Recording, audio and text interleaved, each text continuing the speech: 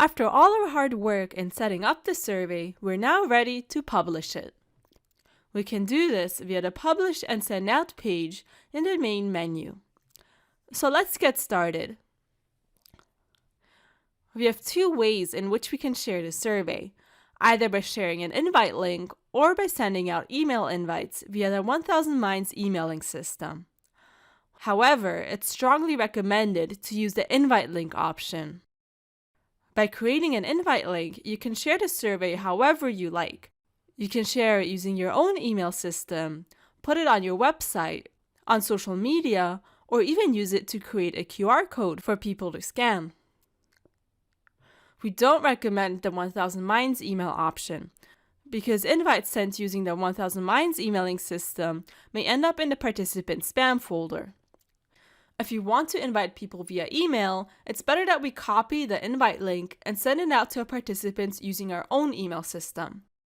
Your participants are also more likely to trust an email from someone they recognize, rather than an email sent by 1000 Minds. When using an invite link, we're given the option to customize the link URL. However, be sure only to change this before sharing the survey, because changing the URL will break previous links that you've sent. If we decide to send email invites directly from 1000 Minds, we can enter a custom message and a reply to email address to which any responses to the email will be sent. We can enter a different reply to email by clicking Add Address.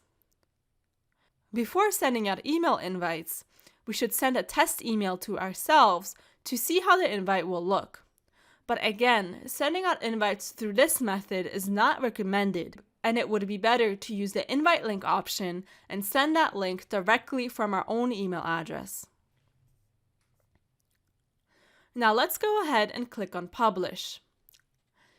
Here we see a list of things that we should go over before we publish our survey to make sure that everything is correct and the survey will flow smoothly. The attributes, levels, and consistency checks cannot be changed after publishing, so make sure that you're happy with these settings before publishing the survey. Also make sure to test the survey a few times before publishing it. It might be a good idea to test it with at least one other person as well, instead of just testing it alone, because that way you can get other people's input on the survey. Once we've carefully gone through the list and we're satisfied with everything, let's click on Publish. Now our survey is live, and we see some options about when we want to close our survey. By default, the survey will automatically close after 30 days. We can extend or shorten this duration as we like by setting a custom date and time. Or we can close a survey after a certain number of responses has been received by selecting after a number of responses and entering the number of responses that we want. This number does not include participants that have been excluded because of the exclusion rules.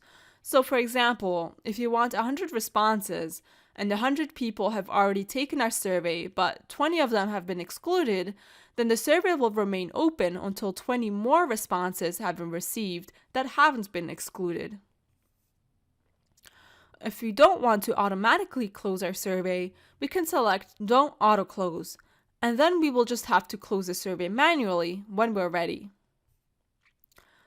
We also have the option to go back to draft at any time, but be aware that you'll have to delete all participant responses in order to do this. So now we know how to publish our survey, and all that's left to do is wait for our responses and monitor the progress as we go.